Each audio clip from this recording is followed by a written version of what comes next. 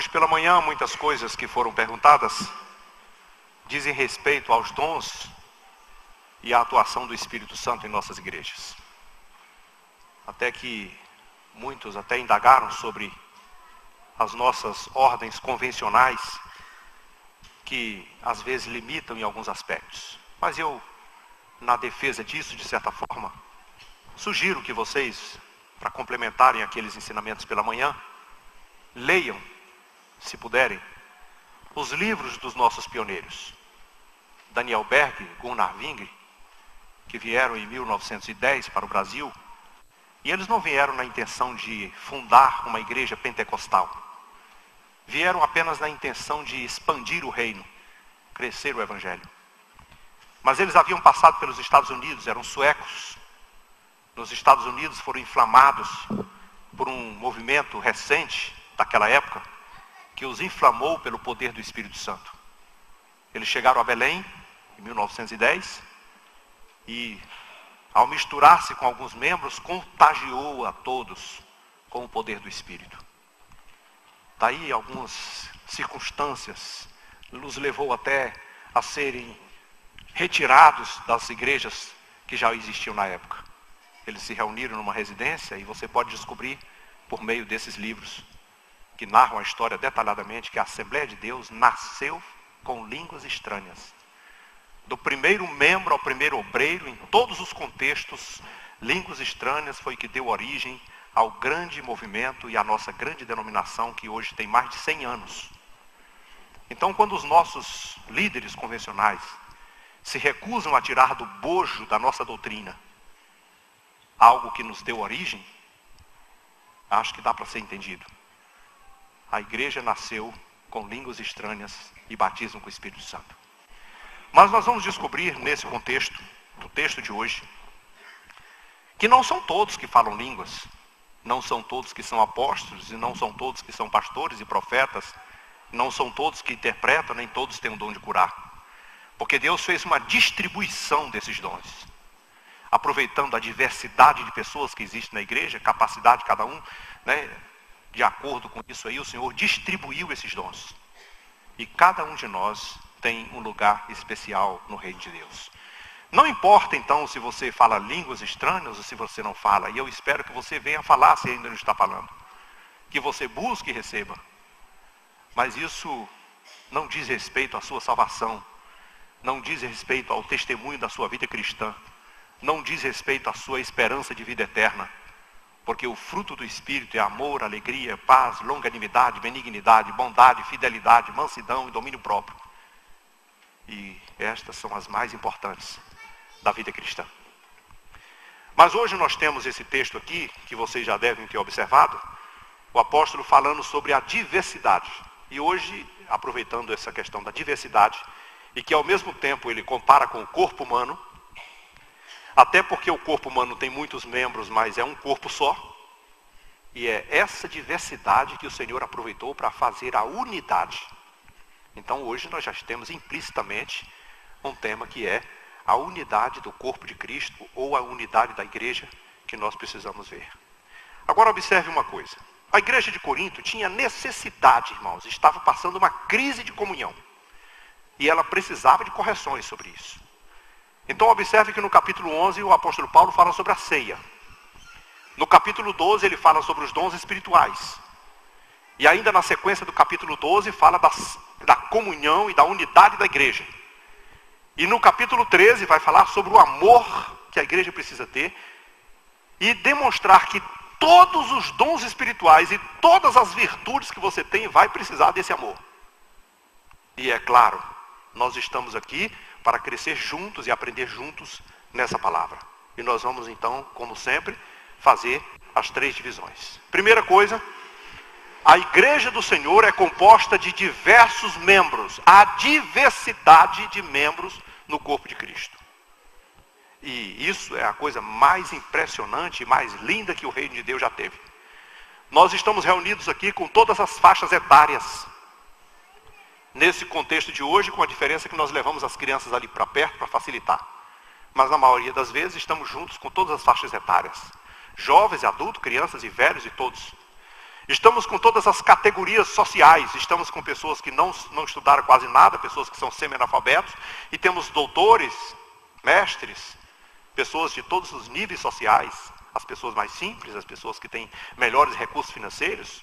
Mas isso para Deus não faz a menor diferença se você é grego ou judeu, se você é livre ou se é escravo, se você é rico ou se é pobre, se você é negro ou se é branco, se você tem ou não tem, se você estudou ou se não estudou.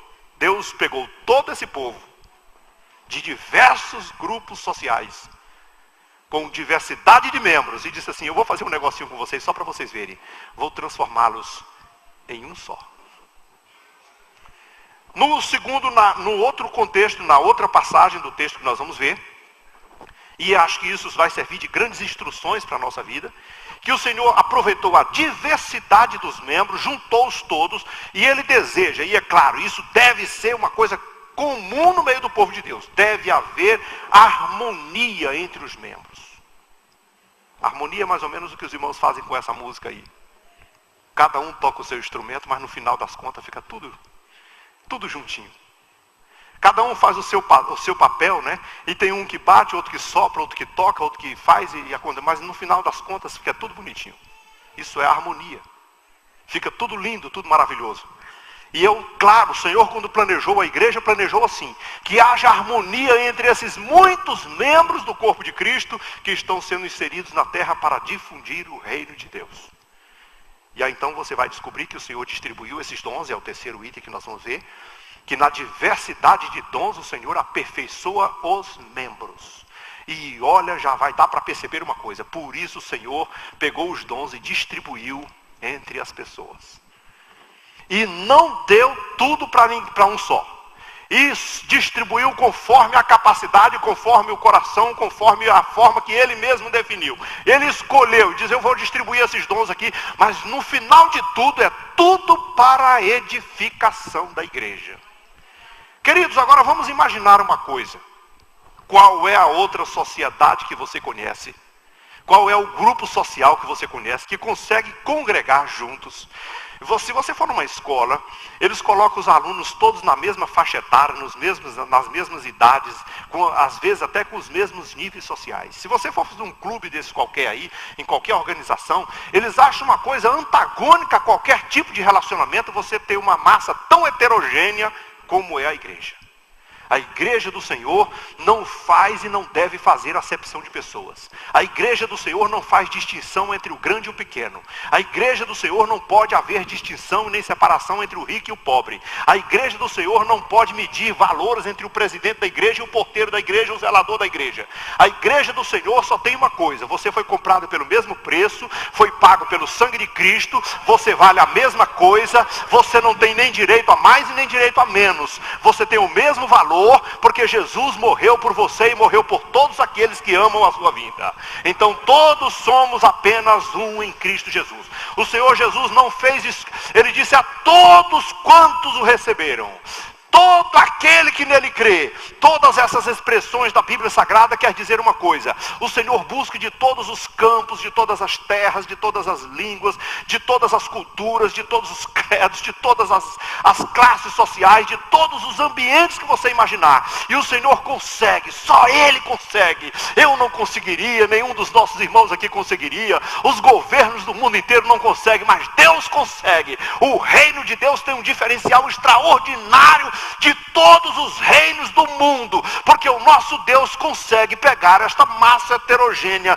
diversificada, e juntar todo mundo no mesmo coro, e colocar todo mundo no mesmo corpo, e participar todo mundo da mesma igreja, e cantar todos o mesmo hino, e adorar todos o mesmo Deus, e prestar todos a mesma adoração, porque nós somos o corpo de Cristo Jesus.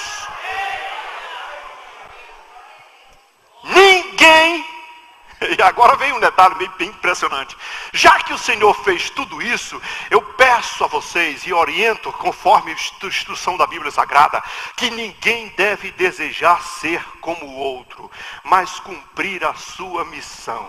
Não tem como eu ser como Joel. Não tem como Joel ser como eu. Não tem como eu ser como qualquer um dos irmãos ou vice-versa. O Senhor nos fez diferentes. O Senhor nos fez cada um com um propósito. E você deve descobrir qual o seu propósito, qual a sua missão, qual o seu valor. E não tentar ter o valor do outro. Não tentar ser parecido com o outro. Não tentar fazer o que o outro faz. Apenas faça aquilo que o Senhor determinou para você fazer. Se você sabe orar, ore. Se você sabe cantar, cante. Se você sabe evangelizar, evangelize. Se você sabe adorar, adore. Se você sabe fazer alguma coisa, contribuir, contribua com liberalidade. Se você não tem condição de ser um pregador, mas você pode testemunhar de Jesus para qualquer pessoa. E se você tem ousadia, pode ser um pregador e falar, porque você não precisa ser igual a ninguém. Você não precisa ser igual aos grandes pregadores como Billy Graham. Você só precisa ser você, porque Deus chamou você, porque Ele amou você, escolheu você, Ele fez você do jeito que você é, e você tem valor.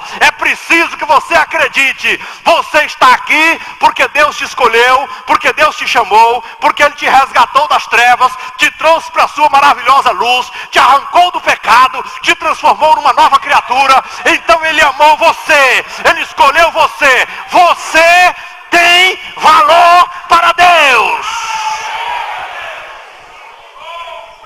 No dia que você se esquece disso, você se torna apático. Porque o valor não está nos recursos econômicos que você tem, na roupa que você veste, no carro que você anda, na faculdade que você estudou, no grau de intelectualidade que você alcançou. Não, o valor que você tem está relacionado ao amor de Deus na sua vida e ao sangue de Jesus que te resgatou do pecado. E é por esse motivo que nós devemos, conforme diz o texto, honrar uns aos outros. Você pode imaginar o que é isso? Honrar uns aos outros? O Senhor Jesus pegou a nossa própria figura humana e colocou como modelo. Veja, você só é um corpo porque tem muitos membros. E nenhum dos membros do nosso corpo pode desdenhar do outro. O olho não pode dizer para o pé, não preciso de você. Porque se o pé resolver ficar quieto, não sair do lugar, por exemplo, adianta ter o olho? Não adianta ter o olho. Nós precisamos uns dos outros da mesma forma.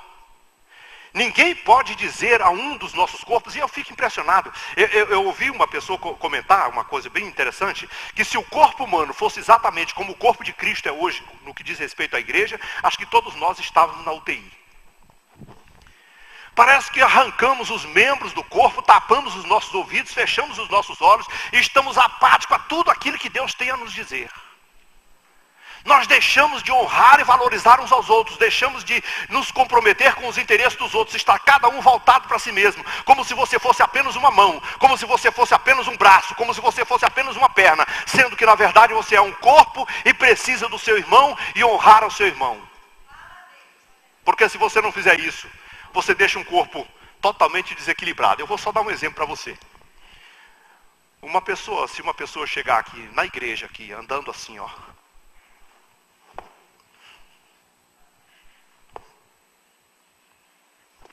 Você pode fazer várias perguntas para ele.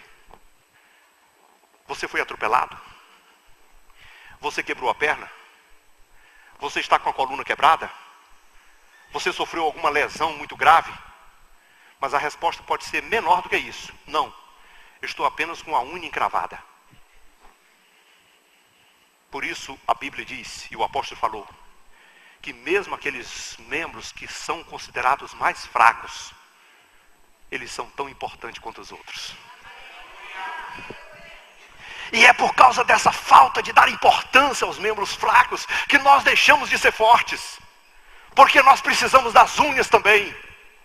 Nós precisamos dos dedos também. Alguém diz assim, olha, mas eu tenho um dedinho desse tamanhozinho, e para que serve esse dedinho tão pequenininho? Eu duvido você limpar o nariz com o grande, o ouvido. Você precisa do dedinho, nem que seja para tirar a terra do ouvido. Alguma coisa você... Todos os membros do nosso corpo têm utilidade. Então escute bem uma coisa. Se você está no corpo de Cristo, não importa qual a sua função, você não precisa desejar a função do outro, desde que você exerça muito bem a sua, desde que você cumpra muito bem o seu papel, desde que você execute exatamente a missão para a qual Deus te destinou. Você não precisa ter inveja do irmão. Pelo contrário, ajude ele a andar, ajude ele a prosseguir, ajude ele a pensar, ajude ele a vencer, porque você é tão importante quanto ele, mas ele é tão importante quanto você. Ninguém é maior do que ninguém no reino de Deus. Todos somos um em Cristo Jesus, o nosso Senhor. E para que essas coisas funcionem muito bem, irmãos, tem que haver harmonia. Eu penso que uma das coisas que podem sincronizar uma harmonia é quando um de nós está passando uma aflição, e às vezes a gente nem quer contar a aflição. A gente chega perto do irmão, conversa com ele aqui, pega na mão dele, e ele diz assim: algum problema? Quer compartilhar comigo? E você diz assim: não, só ore por mim. Aí o outro chega e diz assim: vamos orar juntos. E aí, ninguém sabe o que é que o outro tem, mas Deus sabe. E você toca a música da oração, e Deus vai conduzindo tudo bem na sua perfeita ordem. E o certo, irmãos, é que nós trabalhamos em função um do outro. Se nós não trabalharmos em função um do outro, nós não somos um corpo harmonioso. Porque uma orquestra não pode trabalhar sem o comando do maestro. Um instrumento, quando toca, esses irmãos que tocaram essas músicas lindas aqui, eles não podem fazer o que bem quiser. Ele não pode dar um show separadamente no meio da banda. Ele pode até, se ele fosse um solista, chegasse aqui, fazer o ribuliço do jeito que ele quisesse. Mas ali dentro não. Ali eles são sincronizados, ali eles têm harmonia. Eles precisam trabalhar em conjunto, eles são uma equipe. Irmãos, o corpo de Cristo é assim. Eu preciso de você, você precisa de mim. Eu não estaria com toda essa facilidade. Tudo que eu estou fazendo aqui, irmãos, às vezes eu fico pensando por mim mesmo, que algumas pessoas pensam que essa função é mais importante do que as outras. Mas vocês não podem imaginar quantas pessoas estão trabalhando nesse momento para que eu estivesse aqui nesse lugar falando. Tem alguém que opera o som, tem alguém que cantou uma música, tem alguém que organizou o programa, tem alguém que trabalhou, tem alguém que está orando, intercedendo, tem alguém que está falando: Deus, tem misericórdia do teu servo e dê a tua palavra. Ninguém faz nada sozinho, meu irmão. Ninguém prossegue nada sozinho. Nós somos o corpo de Cristo. Eu trabalho para vocês, vocês trabalham para mim. Nós servimos ao mesmo Deus, adoramos o mesmo Cristo, o mesmo Senhor, e por isso nós somos muito mais do que vencedores.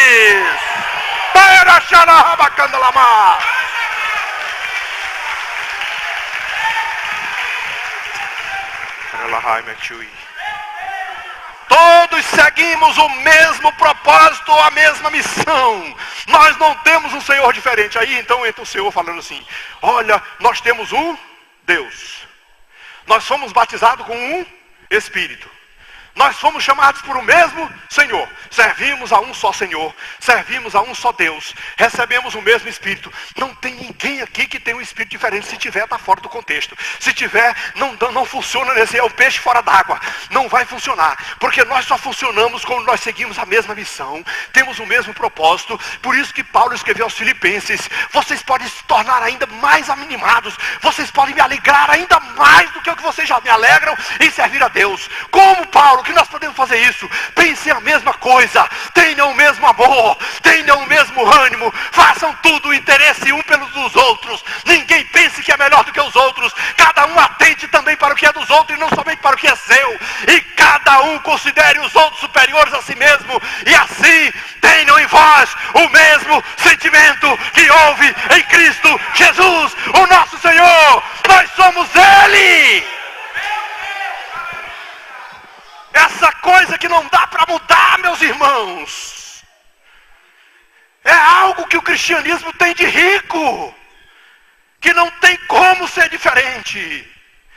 Devemos dar atenção e cuidado a todos os membros, porque se um membro sofrer, se a unha encravar, você não anda equilibrado. Se a cabeça doer, você não tem raciocínio. Nada funciona. Se a coluna doer, você fica desmontado completamente. Não consegue fazer nada. Se você tiver uma dor, que seja lá num dos nervos do corpo, você também não consegue se mobilizar. Se o dedo mínimo do seu pé tiver alguma avaria, você também não consegue ter equilíbrio. Por isso, você já percebeu como você faz quando você tem um probleminha sequer no dedo? Você pega o seu olho, os seus ouvidos, a sua inteligência, o seu raciocínio e todos os outros membros do seu corpo e se volta tudo para o lugar onde está ferido e diz assim, vamos curá-lo.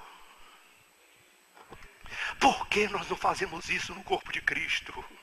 Porque quando um dos nossos irmãos está enfermo, nós nos ajuntamos em comboio e vamos tudo lá dizer assim, vamos curá-lo. Se for preciso, vamos carregá-lo. Se for preciso, vamos conduzi-lo. Vamos ajudá-lo, porque ele precisa. Nós somos um corpo. Então quando algum membro do corpo, seja ele o menor de todos, estiver passando por qualquer adversidade, todos nós devemos nos voltar para ele e ajudá-lo, e agarrá-lo, e protegê-lo, e curá-lo. Deve haver harmonia entre os membros do corpo. E por esse motivo, o Senhor resolveu fazer distribuição de dons e talentos.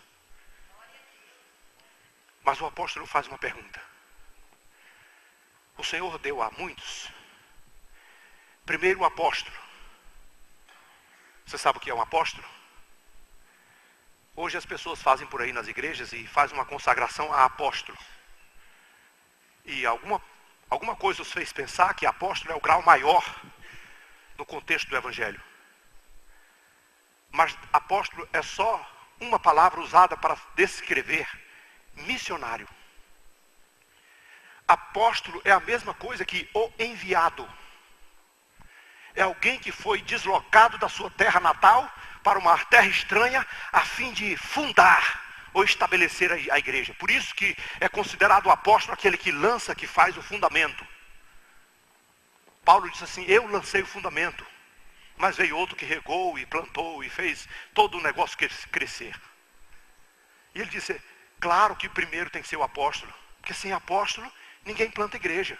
É o apóstolo que planta a igreja. É ele que chega do zero e visita e prega e anuncia e diz, aqui vai ter uma igreja. Mas depois do apóstolo, o profeta.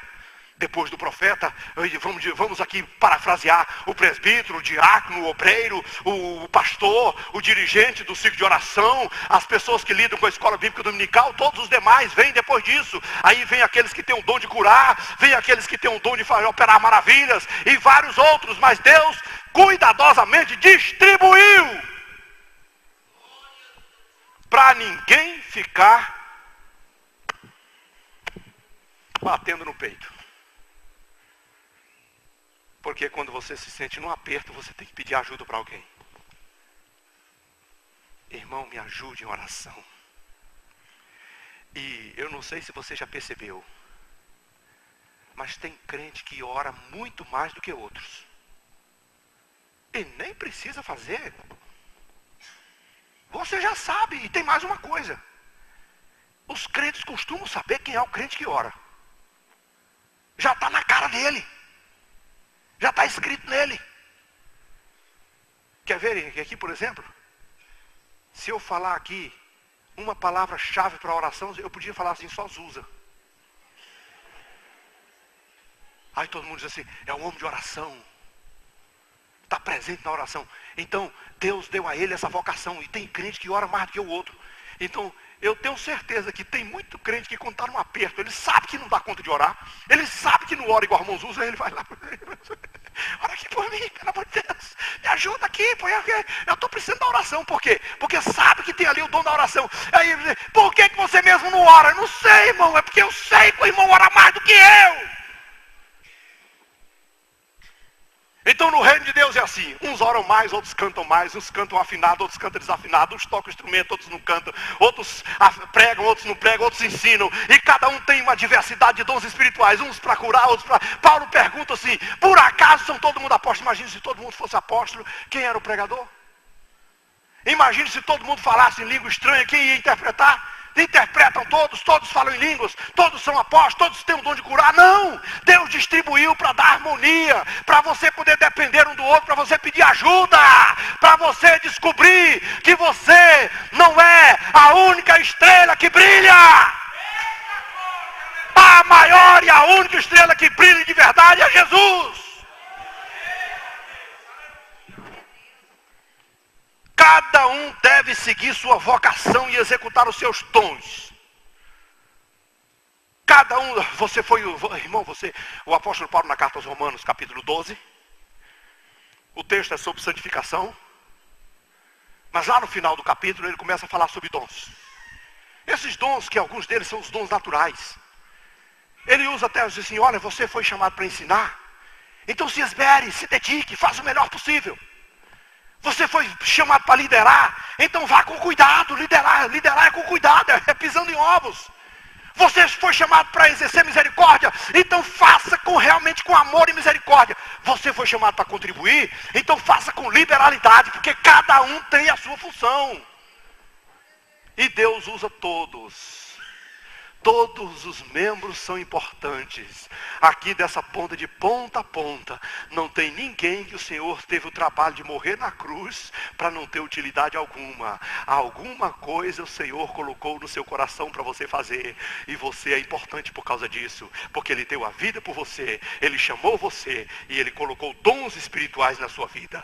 Não precisa desejar o dom do outro, querido. Você não precisa, é porque o irmão, eu queria era tocar aquele tal daquele teclado ali, irmãos, por que eu não posso tocar aquele negócio ali? Olha, talvez até possa, mas o irmão já tem a vocação, ele tem o talento para isso, e Deus deu a ele a oportunidade e crescimento para ele.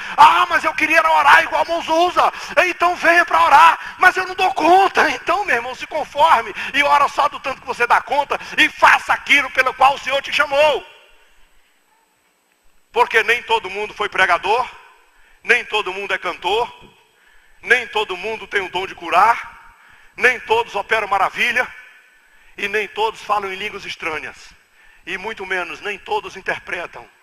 Mas ficou bem claro uma coisa, todos são importantes e servem ao Senhor. Não precisa desejar o dom do outro, basta você exercer e executar com fidelidade o que o Senhor te deu. A harmonia no corpo saudável. Todos os membros do corpo são necessários. Deus provou isso concedendo uma honra especial, a um cuidado especial aos membros considerados por alguém menos importante. O corpo é interdependente, não é independente. Ele precisa um do outro. Cada parte precisa do todo. E o todo precisa das partes. Certa vez alguém disse que se os nossos corpos físicos fossem como o corpo de Cristo, estaríamos numa UTI 24 horas por dia. Muitas vezes somos pessoas sem pernas e surdas. Retiramos nossos membros do corpo e não ouvimos a voz de Deus. Vamos exercer o nosso papel, meu querido, no corpo de Cristo, com alegria, satisfação, amor e humildade. Vamos ficar em pé.